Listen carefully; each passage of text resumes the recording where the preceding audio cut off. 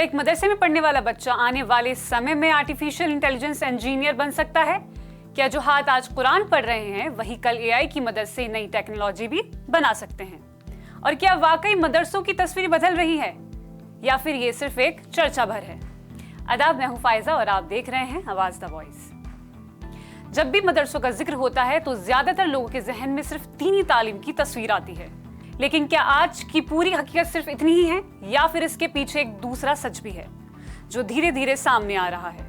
क्योंकि दुनिया तेजी से बदल रही है। Artificial intelligence, robotics, coding, data science और डिजिटल टेक्नोलॉजी आने वाले समय के सबसे बड़ी ताकत बन चुके हैं। ऐसे में सवाल ये नहीं है कि बच्चे सिर्फ किताबें पढ़ें, बल्कि सवाल ये है कि क्या उन्हें बदलती दुनिया के लिए भी तैयार किया जा रहा है। इसलिए दुनिया भर में ये चर्चा तेज हुई है कि क्या दीनी तालीम के साथ नई शिक्षा, डिजिटल स्किल्स और नई टेक्नोलॉजी को भी शिक्षा का हिस्सा बनाया जाए, ताकि बच्चे अपनी पहचान भी बनाए रखें और भविष्य के लिए तैयार भी हों।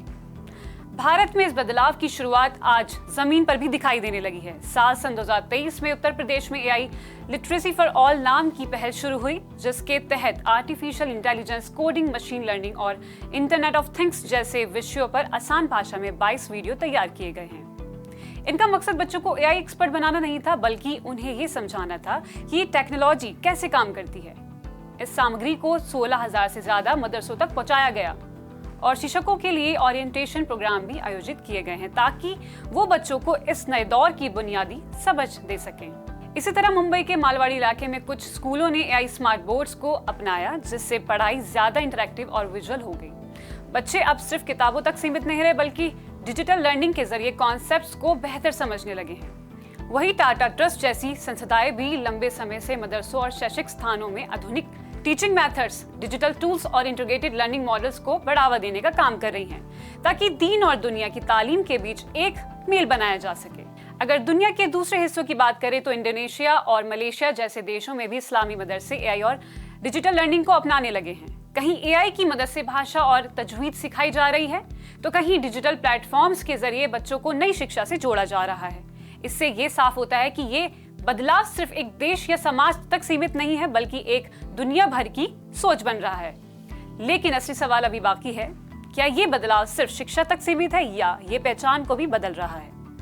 जवाब शायद ये है कि ये बदलाव पहचान को बदलने के लिए नहीं, बल्कि अवसरों को बढ़ाने के लिए है। क्योंकि आज की दुनिया में सिर्फ डिग्री काफी नहीं है, बल्कि digital skills, critical thinking, communication और आर्टिफिशियल इंटेलिजेंस की समझ भी उतनी ही जरूरी होती जा रही है। यहीं से कहानी एक नए मोड़ पर आती है, जहां मुस्लिम युवा सिर्फ पढ़ाई करने वाले नहीं, बल्कि टेक्नोलॉजी बनाने वाले, स्टार्टअप शुरू करने वाले और इनोवेशन की दुनिया में अपनी पहचान बनाने वाले बन रहे हैं। आजिर इकबाल इन शॉर्ट्स के जरिए न्यूज पढ़ने का तरीका बदल दिया। फरीद एहसान ने शेयर चैट के जरिए भारतीय भाषाओं में सोशल मीडिया को नई पहचान दी।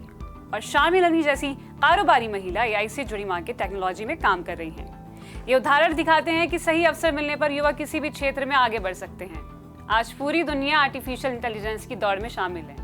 आने वाले समय में एआई, डाटा साइंस, रोबोटिक्स और साइबर सिक्योरिटी जैसे क्षेत्रों में नई नौकरियां बढ़ेंगी। भारत जन जैसी पहल का मकसद ऐसा एआई तैयार करना है जो भारत की भाषाओं और संस्कृति को समझ सके। यानी भविष्य का एआई सिर्फ इंग्लिश तक सीमित नहीं रहेगा, बल्कि हिंदी, उर्दू, तमिल, बांग्ला और दूसरी भारतीय भाषाओं में भी काम करेगा। अब सबसे बड़ा सवाल यही है कि अगर भविष्य का एआई हमारी भाषा और जरूरतों को समझेगा, तो क्या उसे बनाने वालों में हर समाज के युवा शामिल नहीं होने चाहिए?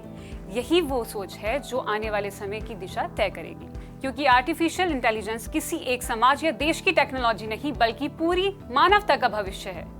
अब आने वाला दौर सिर्फ उन लोगों का नहीं होगा जिसके पास डिग्री होगी, बल्कि उन लोगों का होगा जो लगातार सीखते रहेंगे, नई स्किल्स अपनाएंगे और टेक्नोलॉजी के साथ खुद को बदलते रहेंगे। और शायद यही असली बदलाव है, परंपरा को छोड़ना नहीं, बल्कि उसे भविष्य के साथ जोड़ना।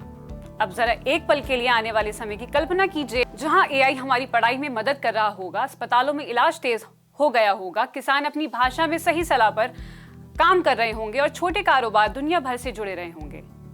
ऐसे समय में सबसे आगे वही होगा जो सीखना कभी नहीं छोड़ेगा, क्योंकि भविष्य उन्हीं का है जो बदलते समय के साथ खुद को बदलना जानते हैं। अब सवाल आपसे, क्या दीनी तालीम के साथ नई स्किल्स भी जरूरी है?